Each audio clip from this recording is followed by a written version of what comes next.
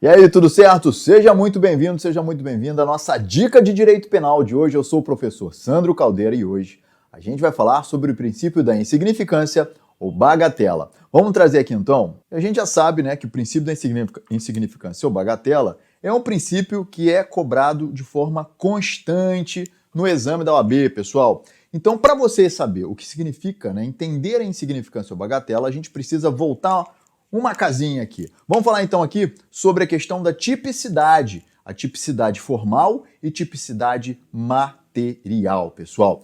Isso já foi cobrado de diversas formas na nossa primeira fase do exame de ordem. Então a gente tem que ver aqui o seguinte, quando eu falo em tipicidade formal, isso significa o quê? Tipicidade formal consiste na adequação do comportamento humano ao tipo penal. Então quando a gente fala aqui em tipicidade formal, é justamente isso, ó. Essa adequação da conduta ao tipo, ok? Ao tipo penal. Então, se o sujeito vai lá e dá um tiro em alguém, a conduta dele e mata dolosamente, a conduta dele se adequa formalmente ao artigo 121 do Código Penal, correto? Mas para eu falar que a conduta é típica mesmo ali, ou seja, é penalmente típica, eu preciso de mais uma espécie de tipicidade, porque eu tenho que ter a conjugação das duas, da formal mais a material, não é isso? Para existir tipicidade penal. Formal nós já vimos o que é essa simples adequação ao tipo, a forma prevista na lei. Agora, eu preciso também que eu tenha o quê? A tipicidade material. E o que é a tipicidade material, pessoal? Consiste em quê? Em uma lesão relevante ao bem jurídico. Lesão relevante ao bem jurídico tutelado.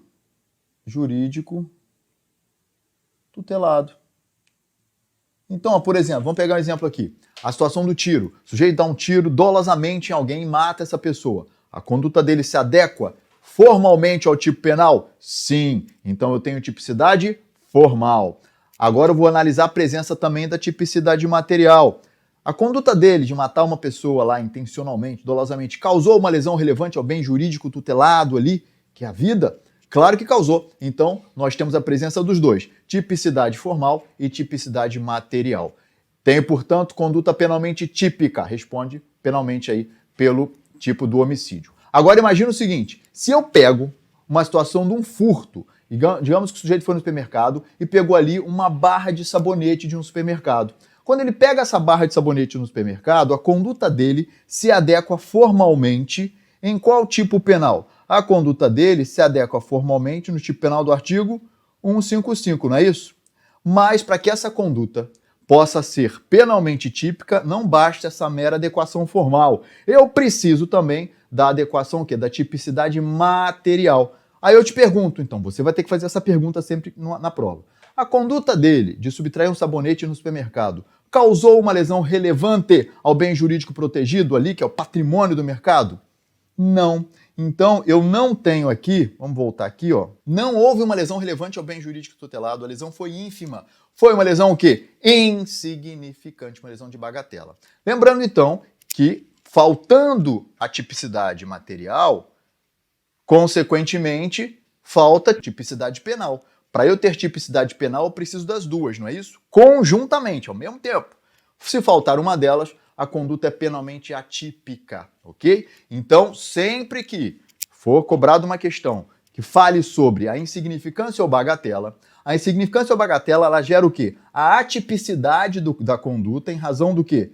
Da falta de tipicidade material do comportamento, ok? Falta de tipicidade material do comportamento do sujeito. Agora, a gente tem que ver aqui o seguinte, ó. Eu coloquei aqui.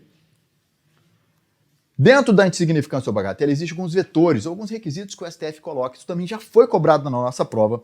Então, é importante a gente ter essa atenção para isso, certo? O que a gente tem aqui? Quais são os princípios ou os vetores trazidos pelo STF para que eu possa aplicar a insignificância ou bagatela? Lembrando que eles já foram cobrados na nossa primeira fase, hein, pessoal?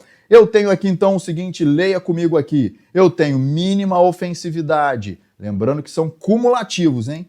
Mínima ofensividade, ou seja, a ofensa é mínima, nenhuma periculosidade social da ação, reduzidíssimo grau de reprovabilidade do comportamento do agente e inexpressividade da lesão jurídica provocada, ok? Então atenção para isso quando for falar aqui em insignificância ou bagatela.